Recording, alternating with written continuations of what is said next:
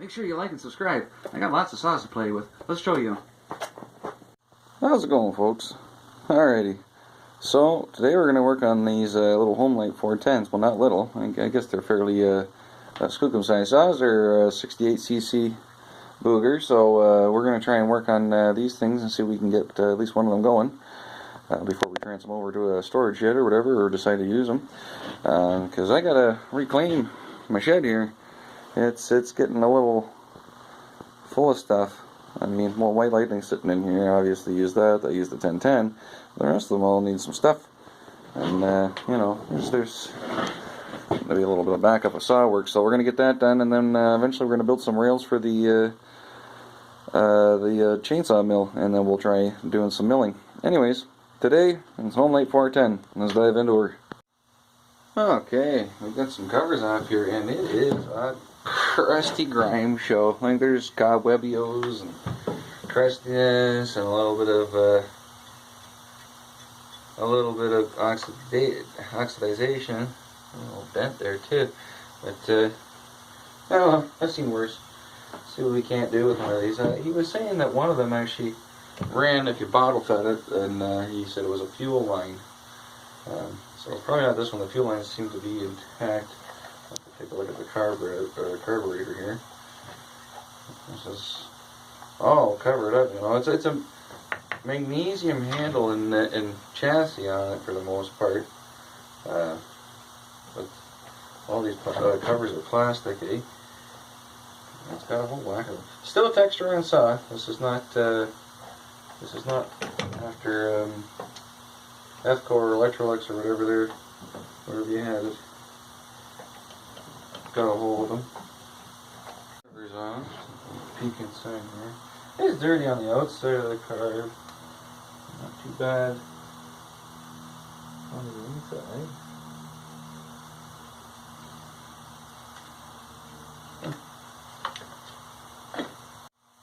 Before we send it, though, we're going to take this bar off here because it's in nasty, gnarly shape, so I can't get it to turn, or can't get the chain to turn. Well, that's always nice. Different size nuts. Look at that.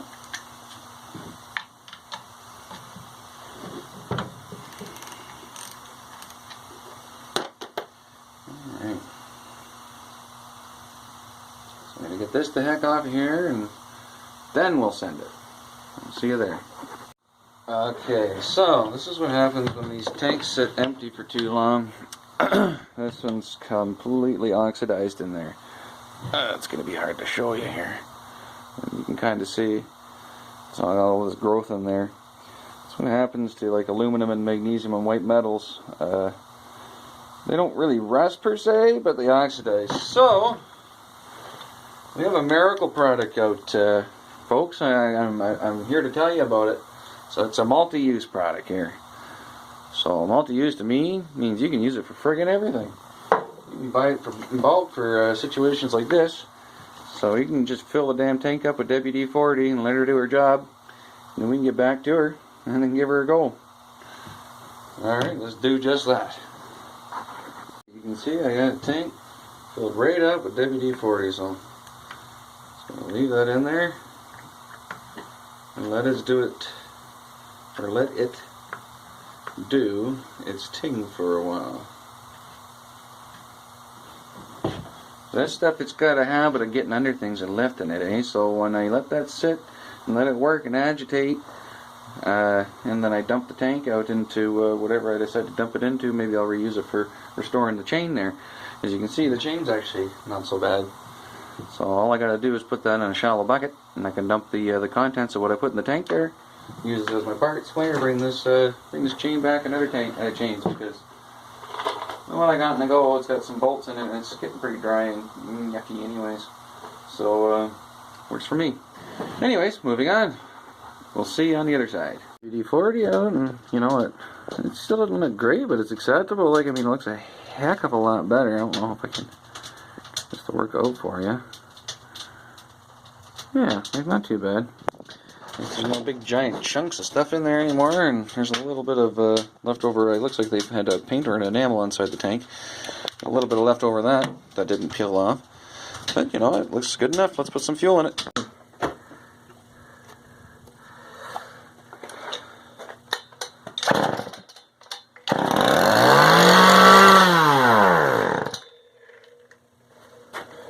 Sounded like it wanted to go there, didn't it?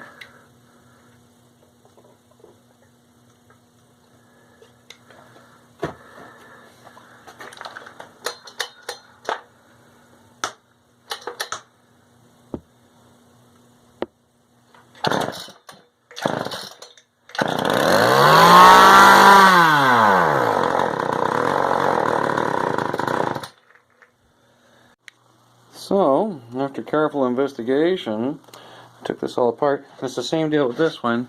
So there's a little bit of a swan neck that goes from, so this is what they call a caged reed valve.